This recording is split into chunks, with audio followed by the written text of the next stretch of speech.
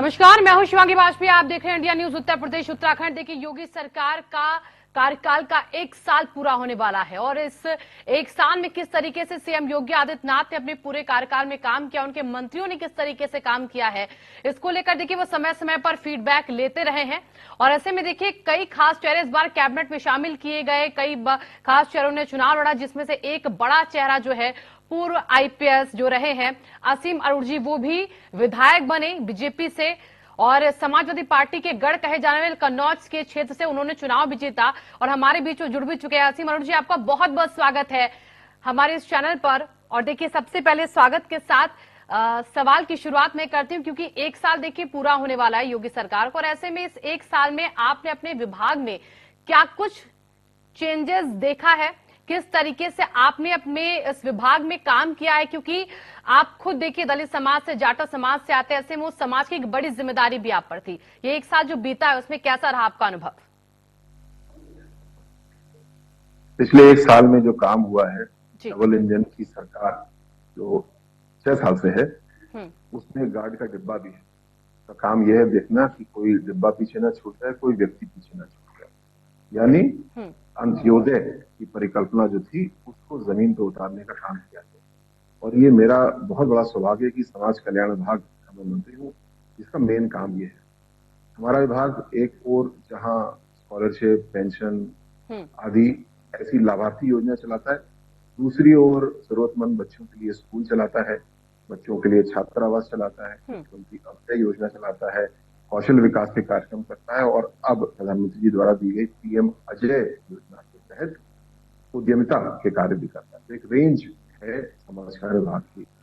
पहले जो लाभार्थीपरक योजनाएं हैं उसमें जहां एक और आधार के साथ सभी को लिंक किया गया, डायरेक्ट बेनिफिट ट्रांसफर डीबीटी किया गया, इसका बड़ा परिणाम ये मिला कि हम लोग लाभार्थियों की संख्या बढ़ा सके और कोई अगर मृत था या गलत था तो उसको दूर कर पाए। अब एक फैमिली आईडी योगी जी ने शुरू की है, उसके जरिए हम देख पाते हैं कि किस परिवार को कितना लाभ मिल रहा है। तो जहां कुछ परिवार हैं जो छूट जा रहे थे किसी भी कारण से, अब उनको हम लोग लाभ दे पाएंगे। और कुछ परिवार बहुत ज्यादा लाभ ले रहे थे, वो लाभ लेते रहे अगर पात्र हैं, तो इनको छूटना नहीं चाहिए, इसके लिए काम हो रहा है।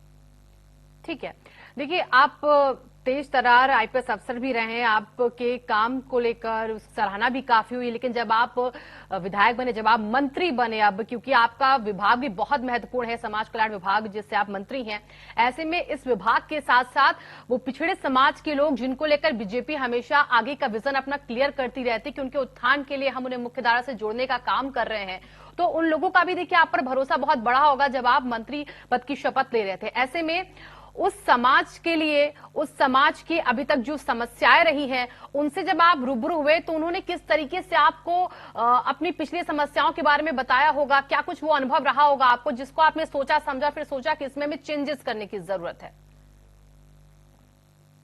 मुख्य रूप से शिक्षा और स्वावलंबन, इन 2 क्षेत्रों में बहुत काम करने का स्कोप है और इसमें काम हुआ भी है। योजनाएं भी हमारी तैयार है, उनका क्रियान्वयन हो रहा है, उसको और मजबूती से करना है। मैं आपको बताना चाहूंगा कि आज इस प्रकार पीएम मुद्रा योजना के तहत लोन दिए जाते हैं, उसको और आसान करते हुए अनुसूचित जाति के पात्र व्यक्तियों के लिए प्रधानमंत्री अनुसूचित जाति अभ्युदय योजना, पीएम अजय योजना दी गई। इस योजना के तहत कोई 10 लाख रुपए का लोन लेना चाहता है, एक डेयरी खोलना चाहता है, या कोई 10 करोड़ का लोन लेना चाहता है, एक सॉफ्टवेयर कंपनी बनाना चाहता है, दोनों के लिए रास्ते खुले हैं। और ऐसे बहुत सारे हमारे बहन भाई इसका फायदा उठा रहे हैं।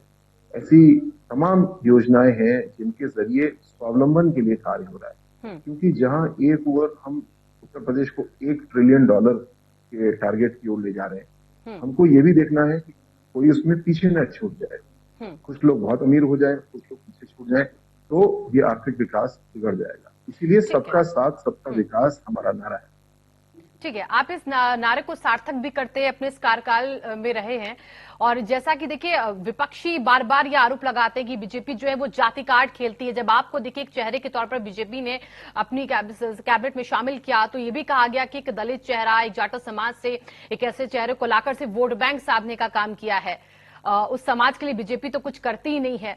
क्या आपने कभी इस समाज से जुड़े लोगों की बीजेपी सरकार में इस तरीके से अवहेलना देखी है कि वाकई में जो विपक्ष के आरोप लगते हैं उनको आप सच मान सकते हैं? नहीं नहीं, बिल्कुल नहीं। राजनीतिक दृष्टिकोण से अगर मैं बात करूं तो भारतीय जनता पार्टी सर्व समाज को प्राथमिकता देती है। वोट मांगने के आधार पे भी, नेतृत्व के आधार पे भी, और अब मैं देखता हूं आंतरिक रूप से भी भारतीय जनता पार्टी का कोई भी निर्णय हमेशा एक समिति द्वारा होता है और उस समिति में सर्व समाज के लोग होते हैं। तो यही लोकतंत्र है। लोकतंत्र ये नहीं है कि एक परिवार पार्टी चलाएगा या एक व्यक्ति चलाएगा, वो तो राजशाही हो गई।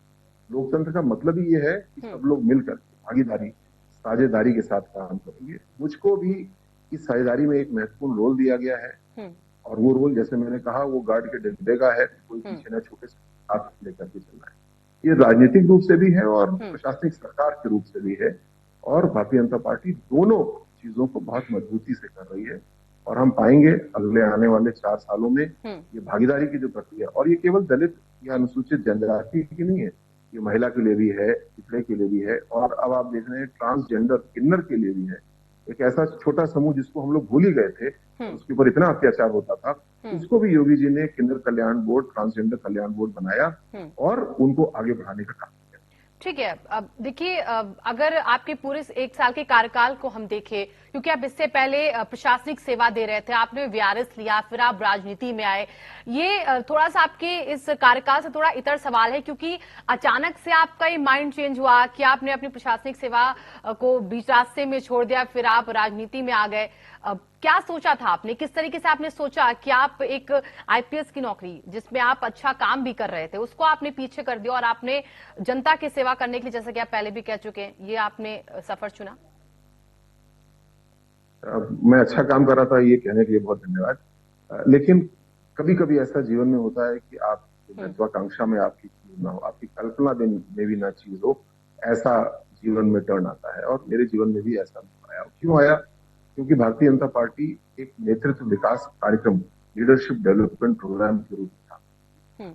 मैं अकेला नहीं हूँ, अपने आसपास आप देखें, गाजियाबाद में देखें तो ऐसे चिकित्सक, ऐसे वकील, ऐसे इंजीनियर, ऐसे शिक्षक, भारतीय जनता पार्टी उनको आमंत्रित करती है और उनको पार्टी में स्थान देती है, विशेषज्ञता के हिसाब से भी और भागीदारी के हिसाब से भी। ऐसा ही एक प्रस्ताव, एक सुझाव को भी मिला और मेरे लिए कठिन निर्णय था, क्योंकि ये मेरी कल्पना से दूर था। लेकिन मुझे लगा कि इस प्रकार का सुझाव, इस प्रकार का अवसर भारतीय जनता पार्टी मुझको दे रही है, तो सोच समझ के दे रही है। और 1 साल के अनुभव के बाद मुझे लगता है कि मैंने ये सही निर्णय लिया, क्योंकि आज मैं समाज के लिए, सर्व समाज के लिए जो काम कर पा रहा हूँ, पुलिस में भी कर रहा था, लेकिन अब और व्यापक।